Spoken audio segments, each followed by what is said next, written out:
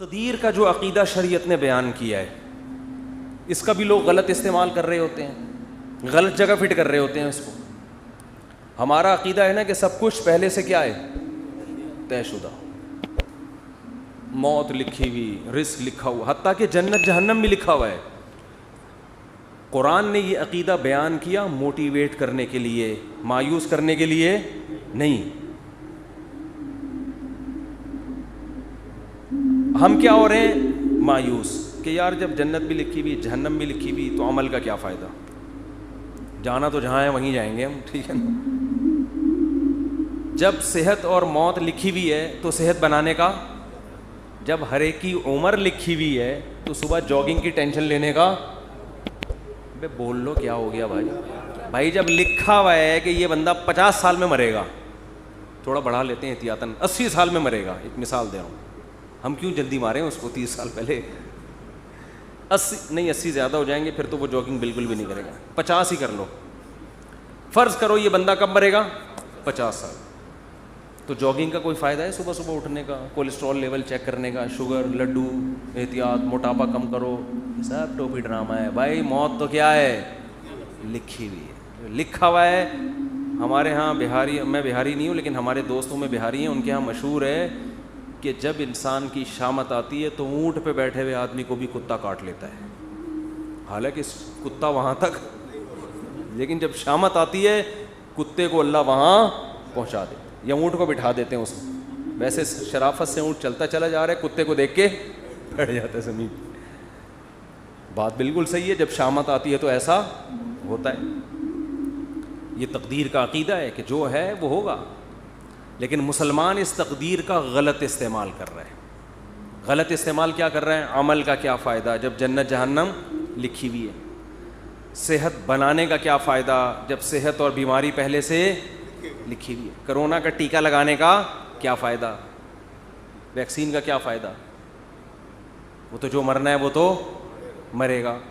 اور اللہ بھلا کرے موٹاپا کم کرنے کا کیا فائدہ, بھائی شوگر لکھی ہوئی ہے تو, ایک شوگر کے مریض بیٹھے ہوئے تھے ایک ہوٹل میں, بچپن کا واقعہ ہے, وہ چائے میں چینی ڈال ڈال کے نا شہد بنا رہا ہے, پینے لگا تو کسی نے بولا بھائی تجھے شوگر ہے مرے گا, اس نے کہا ابے ان چیزوں سے کچھ بھی نہیں ہوتا. اب تک انا للہ ہو چکا ہوگا, مجھے غالب گمان یہی ہے. ابے انسان, ایک پھر کہنے لگے انسان کھاتا ہوا مرتا ہوا بھی اچھا لگتا ہے. میں نے کہا ابھی مر نہیں رہا نا اس لیے کہہ رہا ہے, جب مرنے لگے گا کہے گا یار نہ کھاتا ہوا مرتا ہوا اچھا لگ رہا ہے نہ بھوکا مرتا ہوا. مرتا ہوا کوئی بھی کسی کو اچھا نہیں لگتا, اپنے آپ کو بھی نہیں لگتا. آدمی کہتا ہے میں کیوں مر رہا ہوں. تو اسباب مسلمان اختیار نہیں کرتا, یہ سوچ کے کہ کیا ہے تقدیر میں گارڈ نہیں رکھتے نا علماء. بہت سے علماء کو ہم نے دیکھا ہے, اور آج کل اس کو سادگی سمجھی جاتی ہے, سمجھا جاتا ہے. ہم حضرت جی کے پاس گئے, کوئی گارڈ نہیں تھے, ڈائریکٹ گلے ملے ان سے جا کے, اتنے سادہ اللہ, اتنے نیک. بھائی اللہ بچائے, میں کسی بزرگ کو بے وقوف نہیں کہہ رہا, لیکن عمل سے تو یہی لگ رہا ہے اگر آپ مشہور ہیں اور خطرہ ہے اور آپ کے گارڈ نہیں ہے تو کیا ہے, بولو حماقت ہے نا یہ. کیا کراچی میں تو ایک جو جس کے نہیں بھی خطرہ ہوتا وہ بھی مر جاتا ہے. کسی بھی وقت کراچی میں کوئی کسی کی جیب میں کسی بھی ٹائم پہ بم رکھ سکتا ہے کہ نہیں رکھ سکتا. یہ آپ کو پتہ ہے اتنے ہیروئنچی کہاں گئے, کراچی میں ہیروئنچی ایک دم غائب. مجھے نہیں پتا کہاں گئے, لیکن اڑتی سنی اب اللہ ہی جانے. کہتے ہیں کہ جب شروع میں ٹارگٹ کلنگ ہو رہی تھی, بم دھماکے, تو بہت سے ہیروئنچیوں کو, واللہ عالم صحیح خبر ہے جھوٹی مجھے یقین پتہ نہیں ہے لیکن سنی ہے, لیکن ایک دم سے جو ہیروئنچی شارٹ ہو گئے, توبہ تو نہیں کر سکتے اتنی جلدی کہ سارے دھل دھلا کے نیک ہو گئے ہوں, لیکن شارٹ ہو ایک دم سے ہو گئے. تو بعض خبریں اس طرح کی بھی ہیں کہ بم رکھ کے ان کو جہاں پھٹوانا تھا, کہ کسی نے پیسے کھلائے بھائی تو یہ پڑیا لے وہاں چلا جا, وہ وہاں گیا ڈھین بندہ ہی اڑا دیا. واللہ ہو سکتا ہے جھوٹی خبر ہو. تو ان حالات میں مسجدوں میں سیکیورٹی کا انتظام بولو نہیں, اس کو اچھا سمجھا جاتا ہے آپ کے گارڈ نہیں ہے, سادگی ہے, اور ماشاءاللہ بہت نیک ہیں, کوئی بھی کسی بھی وقت گلے حضرت جی سے مل سکتے. بہت سے حضرت جی ایسے دنیا میں آئے ہیں جن سے جب کوئی گلے ملائے اس کے بعد دوبارہ وہ کسی سے گلے ملنے کے قابل نہیں رہے. اخبار میں آئے وہ اگلے دن, بہت سے کیسز ہیں. جو ملا وہ بھی گیا. افغانستان میں تو بہت سے امریکیوں سے بہت سے طالبان گلے مل کے انہوں نے کباڑہ کیا ہے. بہت سے رپورٹیں آتی ہیں اس طرح کی نا, وہاں سے خبریں آتی ہیں کہ وہ گلے ملے اور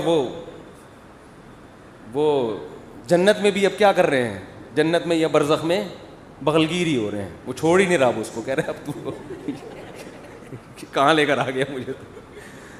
تو جب ایسے حالات ہوں تو ایسے موقع پہ سیکیورٹی کا انتظام نہ کرنا اور یہ کہنا موت تو لکھی ہوئی ہے, جب آنی ہوگی آ جائے گی, یہ تقدیر کے عقیدے کا صحیح استعمال ہے یا غلط استعمال؟ اس کا مطلب علم ہے, کھوپڑی علم ہے, تقدیر کا علم. آیتیں بھی یاد ہوں گی اس کو جو لکھا ہوا ہے. حدیث میں آتا ہے رسول اللہ صلی اللہ علیہ وسلم نے عبداللہ بن عباس سے فرمایا وَعَلَمْ أَنَّمَا أَصَابَكَ لَمْ يَكُنْ لِيُخْطِئَكَ, اے نوجوان, اے غلام, لڑکے, یقین کر لے جو مصیبت تیرے مقدر میں لکھی ہے ایسا ہو ہی نہیں سکتا کہ وہ تجھے نہ پہنچے, اور جو چیز تجھے نہیں ملنے والی, جو نعمت, یہ ہو ہی نہیں سکتا کہ وہ نعمت تجھے مل جائے. رفعت الاقلام وجفت الصحف, تقدیر کے قلم سے اللہ نے جو لکھنا تھا لکھ کے قلم کو ہٹا دیا اور اس کی سیاہی بھی خشک ہو چکی ہے, اب اس میں چینجنگ نہیں ہو سکتی. سب کچھ طے ہو چکا ہے, لیکن اس کے باوجود نبی کی زندگی دیکھو, احتیاط.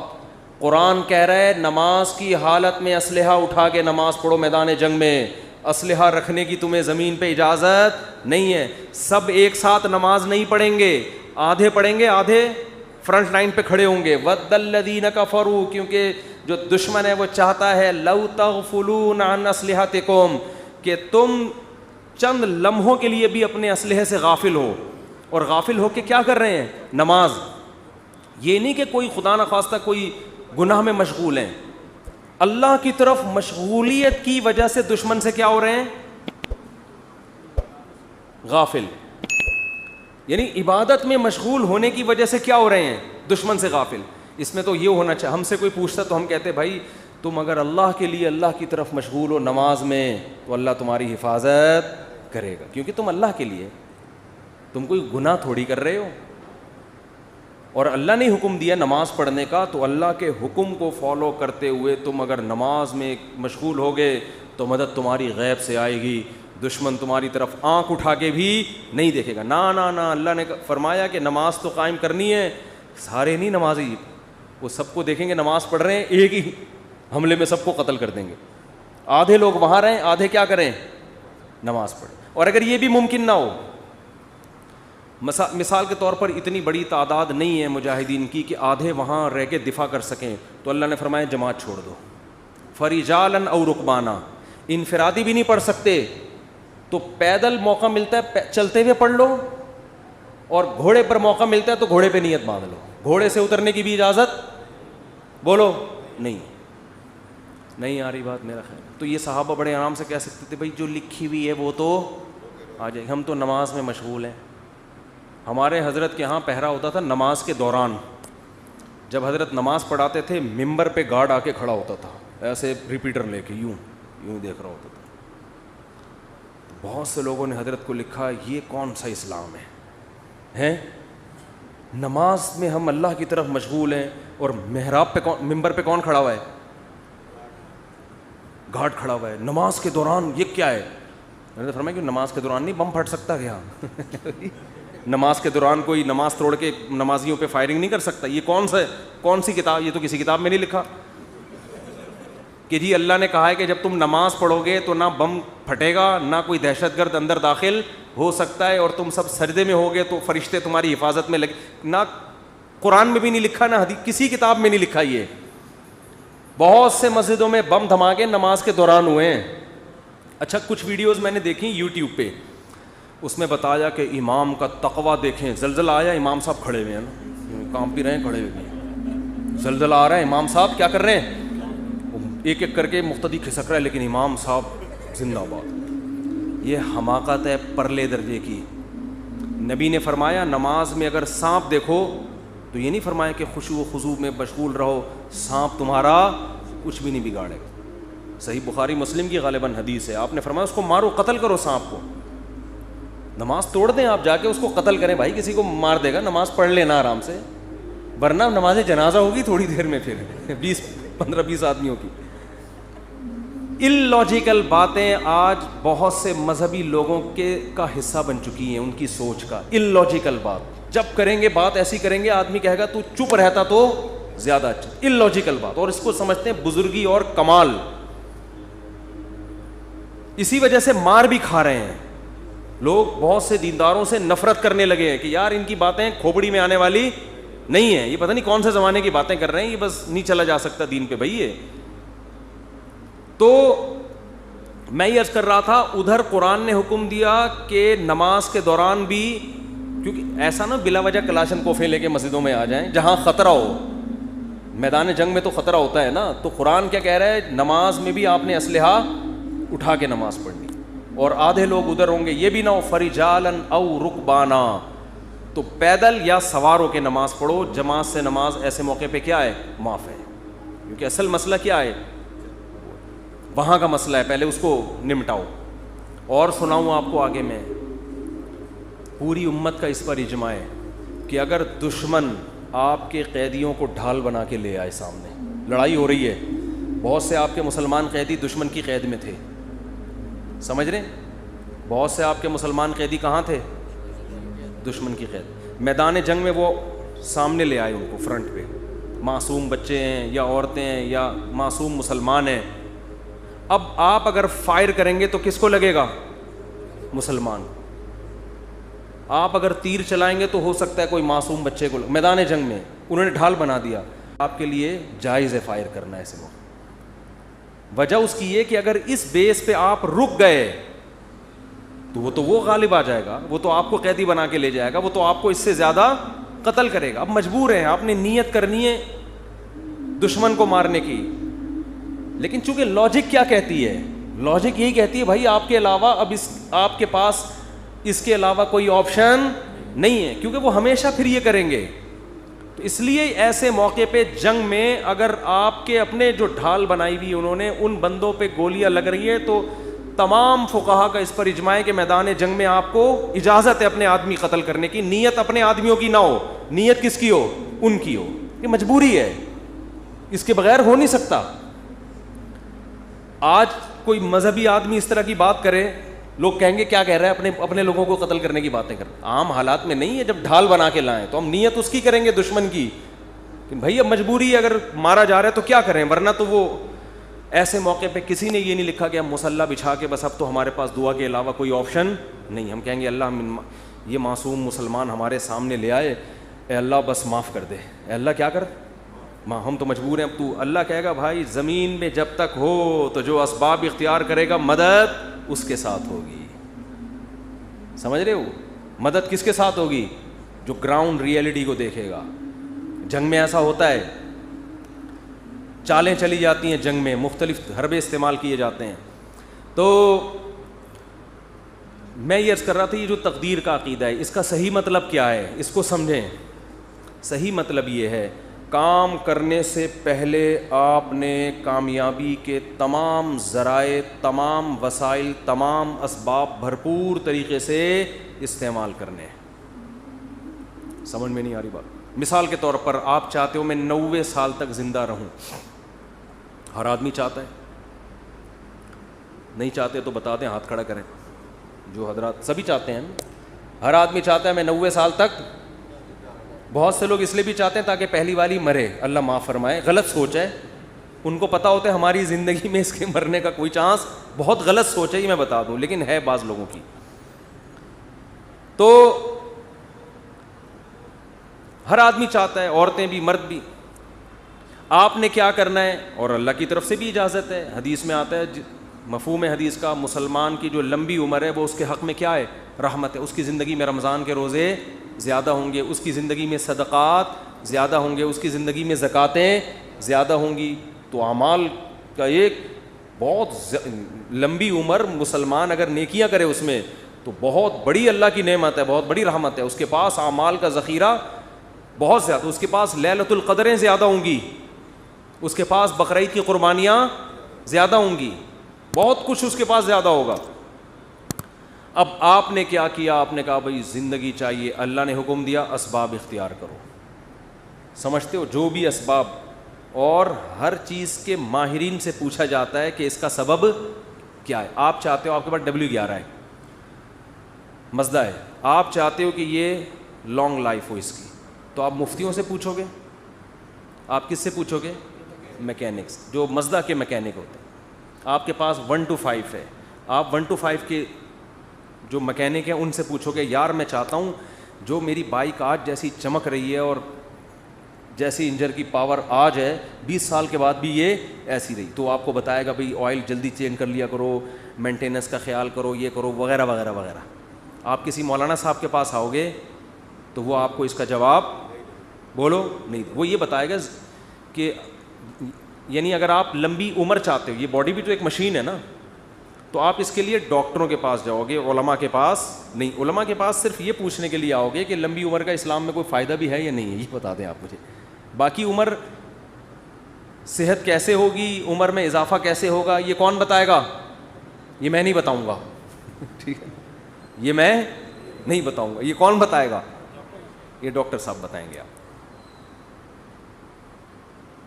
تو اب ڈاکٹروں سے پوچھا جائے گا تو آپ کو ڈاکٹر بتائیں گے بھائی کولیسٹرول لیول چیک کرو وغیرہ جو بھی بتاتے ہیں. اب وہ الگ بات ہے, خود بہت جلدی مر جاتے ہیں وہ. اکثر ڈاکٹر بیچارے پتہ نہیں کیوں بہت جلدی مر رہے ہیں. مجھے حکیم 99 سال تک زندہ میں نے دیکھے ہیں, 90-99. ڈاکٹر جلدی مر رہے ہیں, یہ عجیب بات ہے. حالانکہ علم ڈاکٹروں کے پاس حکیموں سے جدید علم ہے نا. اس کی وجہ پتہ ہے کیا ہے؟ ڈاکٹر صحت کے اصول بتاتے ہیں, خود اس پر عمل کرتے نہیں ہیں. سگریٹ کے آپ ان سے تقریر کروا لو, سگریٹ کے اتنے نقصان, خود 6 ڈبے ایک دن میں خالی کر رہے ہوں گے. تو باتیں کرنے سے صحت نہیں بنتی ہے. حکیموں کو ہم نے دیکھا ہے جو بیسک صحت کے اصول ہیں نا ان کو فالو کر رہے ہوتے ہیں. رات کو جلدی سونا, صبح جلدی اٹھنا, صبح لمبی واک کرنا, تھوڑا کھانا, یہ بیسک اصولوں پر 90-95 سال کے ہم نے بہت دیکھے. تو وہ بیسک اصولوں کو نا لے کے چل رہے ہوتے ہیں. خیر, تو آپ کو پتہ چل گیا بھائی صحت کا یہ اصول ہے, تو آپ نے جاگنگ شروع کر دی, جم جانا شروع کر دیا, یہ بھی ہو گیا وہ بھی ہو گیا. اونٹ پہ ایک دن بیٹھے پاگل کتے نے کاٹ لیا آپ کو اور آپ کیا ہو گئے؟ مر گئے, ہسپتال میں پڑے ہیں. یہاں تقدیر کام آئے گی. اب آپ نے غم نہیں کرنا یار میں نے تو اتنا کچھ کیا, میں نے یہ, میں یوں.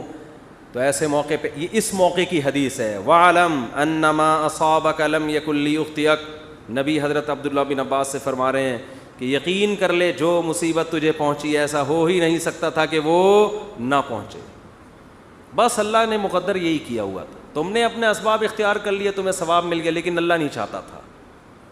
بات آ رہی ہے سمجھ میں؟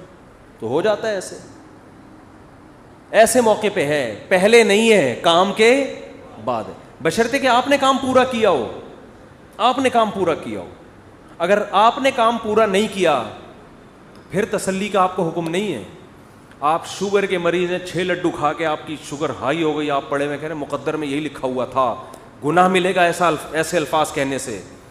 اللہ کہے گا یہ لکھا ہوا تھا مگر تیری حماقت کے ساتھ لکھا ہوا تھا. اللہ کو پتا تھا یہ اس کو شوگر ہے پھر بھی یہ حماقت کرے گا, تو اللہ کو پہلے سے پتا ہوتا ہے نا کون بے وقوف ہے, کون عقل مند ہے, کون حماقت. اللہ نے اس لکھ دیا تھا کہ یہ کمبخت گناہ کرے گا, ورنہ تجھے کس نے بتایا تھا کہ یہ لکھا ہوا ہے؟ سمجھ میں نہیں آ رہی بات؟ تو تقدیر کا عقیدہ, آپ نے تمام اسباب اختیار کر لیے, رزلٹ 0 ہے. تو ایسے موقع پہ غیر مسلم ڈپریشن میں جاتا ہے کہ یار میں کامیابی کے سارے اسباب اختیار کر رہا ہوں مگر نتیجہ کیا ہو رہا ہے؟ 0. یہ جو موٹیویشنل اسپیکر آپ کو کامیاب لوگوں کی 7 گٹس بتا رہے ہوتے ہیں نا, 7 علامتیں, یہ ان کی بتا رہے ہوتے ہیں جو ہو چکے ہیں کامیاب. ورنہ بعض میں 14 علامتیں پائی جاتی ہیں 7 کے بجائے, وہ پھر بھی کامیاب, بولو, پھر بھی نہیں ہوتے. یہ تو آپ کو وہ بتا رہے ہوتے ہیں 7, وہ ہے نا مشہور کتاب ہے 7 ہیبٹس, کچھ اس طرح کا نام ہے اس کا, 7 عادتیں کامیاب لوگوں کی. اس میں وہ بڑی خاندانی عادتیں, تو اس میں پھر وہ فلانا جو تھا وہ یوں ہوا گیا تھا, وہ اتنا ہو گیا, وہ ویسے ہو گیا. بھائی یہ کتاب اس میں بھی لکھو فلانے میں 7 کے بجائے کتنی علامتیں تھیں, یہ 7 بھی تھیں اور الگ سے گریوی میں 7 اور بھی تھیں اس کی, ٹھیک ہے نا. 7 تو یہ کامیاب لوگوں کی اور 7 بہت زیادہ کامیاب لوگوں کی اضافی اس میں قدرت کی طرف سے انسٹال ہوئی تھی. 14 علامتیں ٹوٹل پائی جاتی تھیں جو دریافت ہو سکتا ہے اس کے علاوہ بھی پائی جائے, لیکن وہ اونٹ پہ ایک دن بیٹھا اور پاگل کتے نے اس کو کاٹ لیا. تو وہ ساری علامتیں کہاں گئیں؟ ہوتا ہے ایسے. وہ میں اکثر امام شافعی کا ایک شعر پڑھتا ہوں.